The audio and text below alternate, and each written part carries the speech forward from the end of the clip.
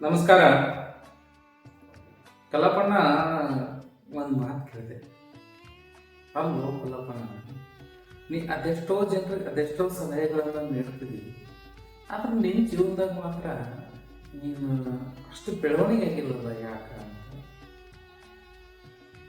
ಕಲ್ಲಪ್ಪಣ್ಣ ಒಂದು ಮಾತಾಡ್ತಾರೆ. ಏನಂದ್ರೆ, ನೋಡ್ಪ ತಮ್ಮ, ನಾನು ನೀಡುವಂಥ ಸಲಹೆಗಳನ್ನು ನಾನೇ ಪಾಲಿಸಿದ್ನಿ ಅಂದ್ರೆ ನನ್ನಷ್ಟು ಅತ್ಯುತ್ತಮ ಮನುಷ್ಯ ಈ ಜಗತ್ತಿನಾಗ ಮತ್ತೆ ಯಾರೂ ಇರ್ತಿದ್ದಿಲ್ಲ. ನಾನು ಮಾಡಿದ ಒಂದು ತಪ್ಪು ಏನಂದ್ರೆ, ನಾನು ಬೇರೆಯವರಿಗೆ ಸಲಹೆ ನೀಡ್ತಾ ಹೋದೆ, ಅವುಗಳನ್ನು ನಾನು ಪಾಲಿಸಲಿಲ್ಲ. ಕೆಲವೊಂದು ಪಾಲಿಸೀನಿ, ಎಲ್ಲವನ್ನು ಪಾಲಿಸಕ್ಕೆ ನನ್ನ ಕಡೆಯಿಂದ ಆಗಿಲ್ಲ. ಅದಕ್ಕೆ ನಾನು ಇದ್ದಲ್ಲೇ ಇದ್ದೀನಿ. ನನ್ನ ಸಲಹೆ ತೆಗೆದುಕೊಂಡಂತ ಕೆಲವರು ಬಹಳಷ್ಟು ಬೆಳೆದಾರ, ನಾನು ಮಾತ್ರ ಇದ್ದಲ್ಲೇ ಇದ್ದೀನಿ ಅನ್ನೋ ಮಾತು ಕಲ್ಲಪ್ಪನ. ಆತನ ಮಾತಿನಿಂದ ನನಗೆ ಅರ್ಥ ಆಗಿದ್ದು ಏನಂದ್ರೆ, ಈ ಪ್ರಪಂಚದಲ್ಲಿ ನಾವು ಅದೆಷ್ಟೋ ಜನರಿಗೆ ಅದೆಷ್ಟೋ ಸಲಹೆಗಳನ್ನು ನೀಡ್ತೀವಿ, ಆದ್ರೆ ನಾವು ಅರ್ಥ ಮಾಡ್ಕೋದಿಲ್ಲ.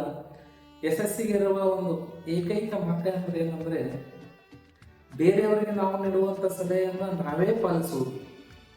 ಮೊದಲು ನಾವು ಪಾಲಿಸಿದೆವು ಅಂತಂದ್ರೆ ನಮ್ಮ ಜೀವನದಲ್ಲಿ ನಮಗೆ ಅದರದ್ದು ಒಳಿತು ಕೆಡುಕುಗಳ ಬಗ್ಗೆ ಸ್ಪಷ್ಟವಾದ ಜ್ಞಾನ ಸಿಗ್ತದ, ಅರಿವು ಮೂಡ್ತದ. ಹಾಗೆ ಅದರ ಉತ್ತಮ ಫಲಿತಾಂಶಗಳನ್ನು ನಾವು ಅನುಭವಿಸ್ಲಿಕ್ಕೆ ಸಾಧ್ಯ ಆಗ್ತದ. ಬದುಕಿನಲ್ಲಿ ನಾವು ಬೆಳಿತೀವಿ. ನಾವು ಬೇರೆಯವರಿಗೆ ಸಲಹೆ ನೀಡ್ತೀವಿ, ಮಾರ್ಗದರ್ಶನ ಮಾಡ್ತೀವಿ, ಆಗ ಅದನ್ನು ನಮ್ಮ ಜೀವನದಲ್ಲಿ ಎಷ್ಟು ಪಾಲಿಸ್ತೀವಿ ಅನ್ನೋದು ಬಹಳ ಮುಖ್ಯ ಆಗ್ತದೆ.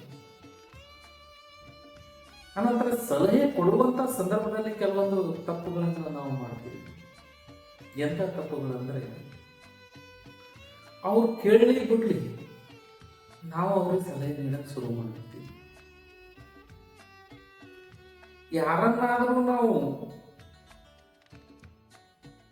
ಸಲಹೆ ಕೊಡ್ಬೇಕಂತಂದ್ರೆ, ಯಾರಿಗಾದ್ರೂ ನಾವು ಸಲಹೆ ಕೊಡ್ಬೇಕಿತ್ತು ಅಂದ್ರೆ, ಮೊದಲು ಅವರು ಹೇಳುವಂಥ ಮಾತುಗಳನ್ನು ಕೇಳಿಸ್ಕೊಳ್ಬೇಕಾಗ್ತದೆ. ಕೇಳಿಸ್ಕೊಂಡ ನಂತರನೇ ನಾವು ಅವ್ರಿಗೆ ಸಲಹೆ ಕೊಡೋಕೆ ಪ್ರಯತ್ನ ಮಾಡ್ತೀವಿ.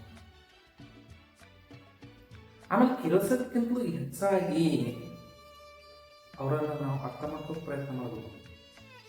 ಯಾಕಂದ್ರೆ ಅವರ ಎಲ್ಲ ಮನದ ಭಾವನೆಗಳು ನಮ್ಮ ಎದುರು ಹೇಳಕ್ಕೆ ಸಾಧ್ಯ ಇಲ್ಲ. ಮಾತುಗಳ ಮೂಲಕ ಕೆಲವು ಭಾವನೆಗಳು ಹೊರಬರ್ತವೆ ಹೊರತು ಎಲ್ಲ ಭಾವನೆಗಳು ಹೊರಗೆ ಬರಲ್ಲ. ಅದಕ್ಕಾಗಿ ನಮ್ಮ ಎದುರಿರ್ತಕ್ಕಂಥ ವ್ಯಕ್ತಿಯನ್ನು ನಾವು ಅರ್ಥ ಮಾಡ್ಕೊಳ್ಬೇಕಂತಂದರೆ, ಬರೀ ಆತನ ಮಾತುಗಳನ್ನಷ್ಟೇ ಕೇಳಿಸಿಕೊಳ್ಳೋದಲ್ಲ, ಆತನ ಭಾವನೆಗಳನ್ನು ಅರ್ಥ ಮಾಡಿಕೊಳ್ಳುವ ಸಾಮರ್ಥ್ಯ ನಮಗೆ ಬೇಕಾಗ್ತದೆ. ಆತನ ಭಾವನೆಯನ್ನು ನಾವು ಸರಿಯಾಗಿ ಅರ್ಥ ಮಾಡ್ಕೊಂಡ್ರೆ ಅವಾಗ ಆತ ನಮಗೆ ಅರ್ಥ ಆಗ್ತಾನ ಇಲ್ಲಂದ್ರೆ ಇಲ್ಲ. ಮನಸ್ಸಿನ ಆತನ ಭಾವನೆಗಳು ನೂರಾಗಿರ್ತಾವ, ಅದರ ಮಾತುಗಳ ಮೂಲಕ ಕೆಲವೇ ಬರಬರ್ತಾವ. ಕೆಲವು ನಮಗೂ ಮೆಚ್ಚಿಸುವ ಸಲುವಾಗಿ ಮಾತುಗಳು ಆಡಿರ್ತಾನೆ, ಆದ್ರೆ ಅದು ಮನಸ್ಸಿನಾಗ ಇರಲ್ಲ.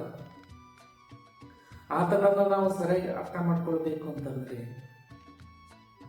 ಆತನ ಭಾವನೆಗಳನ್ನು ನಾವು ಅರ್ಥ ಮಾಡಿಕೊಳ್ಳುವುದನ್ನು ಕಲಿಬೇಕಾಗ್ತದೆ.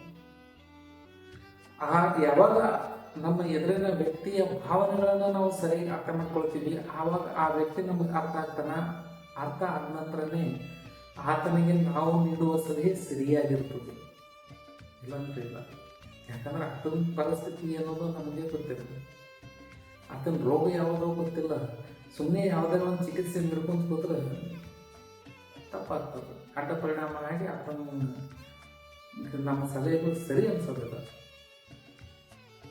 ಹೀಗೆ ನಮ್ಮ ಸಲಹೆಗಳು ಕೂಡ ಔಷಧಿ ಇದ್ದಂತೆ, ಅವುಗಳ ಸರಿಯಾದ ಬಳಕೆಯಾದಾಗ ಮಾತ್ರ ಅದಕ್ಕೆ ನಮ್ಮ ಸಲಹೆಗೊಂದು ಬೆಲೆ ಬರ್ತದೆ. ಇಲ್ಲಾಂದ್ರೆ ಸಲಹೆ ಕೊಡುವುದಕ್ಕಿಂತ ಮುಂಚೆ ಆ ಸಲಹೆಗಳನ್ನು ನಾವೇ ಅನುಸರಿಸ್ತೀವಿ.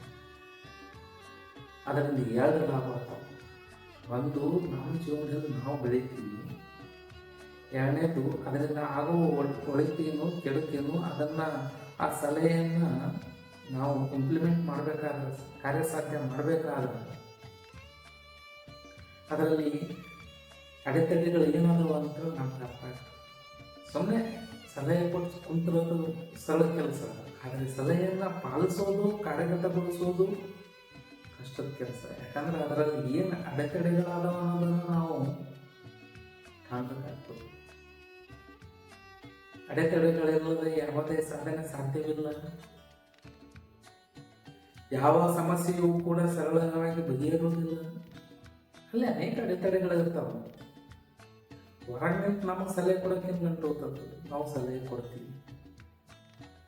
ಅದು ಸಲಹೆ ಸರಿಯಾಗಿರ್ಬೇಕಂತಂದ್ರೆ ಆ ಸಲಹೆ ಸಕಾರಾತ್ಮಕವಾಗಿ ಆತನ ಜೀವನದಲ್ಲಿ ನಡಿಬೇಕಂತಂದ್ರೆ ಮೊದಲು ಆ ಸಲಹೆ ಕೊಡುವಂಥ ಸಲಹೆ ಏನಿರ್ತದೆ ಅದನ್ನು ನಮ್ಮ ಜೀವನದಲ್ಲಿ ನಾವು ಅಳವಡಿಸಿಕೊಂಡಿರಬೇಕು. ಅವಾಗ ನಮಗೊಂದು ದೊಡ್ಡ ಗೌರವ ಬರ್ತದೆ. ಯಾಕಂದ್ರೆ ನಾವು ಹೇಳಿದ ಸಲಹೆ ಆ ಮಧ್ಯದಲ್ಲಿ ಬರ್ತಕ್ಕಂಥ ಅದಕ್ಕೆ ಏನು ಸಮಸ್ಯೆಗಳು ಇರ್ತವೆ ಅಲ್ಲೆಲ್ಲ ಮತ್ತು ಅದಕ್ಕೆ ನಾವು ಮಾರ್ಗದರ್ಶನ ಮಾಡ್ತಾ ಹೋಗ್ಬೇಕಾಗ್ತದೆ. ಅವಾಗ ನಾವು ನೀಡಿದ ಸಲಹೆ ಸರಿಯಾಗಿರ್ತದೆ ಮತ್ತು ಆ ವ್ಯಕ್ತಿ ಆ ಕಷ್ಟದಿಂದ ಹೊರಬರ್ತಾನೆ. ಅದ ಪರಿಸ್ಥಿತಿಯಿಂದ ಆ ಪರಿಸ್ಥಿತಿಯಿಂದ ಆ ಸಮಸ್ಯೆಯಿಂದ ಹೊರಬರಕ್ಕೆ ಸಾಧ್ಯ ಇರ್ತದೆ. ಯಾರಿಗೇ ಸಲಹೆ ನೀಡುವ ಮುಂಚೆ ನಾವು ನೆನಪಿನಲ್ಲಿ ಇಟ್ಕೊಳ್ಬೇಕು, ಅವ್ರು ಕೇಳದೆ ನಾವು ಸಲಹೆ ನೀಡೋದು ವ್ಯರ್ಥ. ಅವ್ರು ನಮ್ಮ ಹತ್ರ ಬಂದು ಕೇಳಬೇಕು.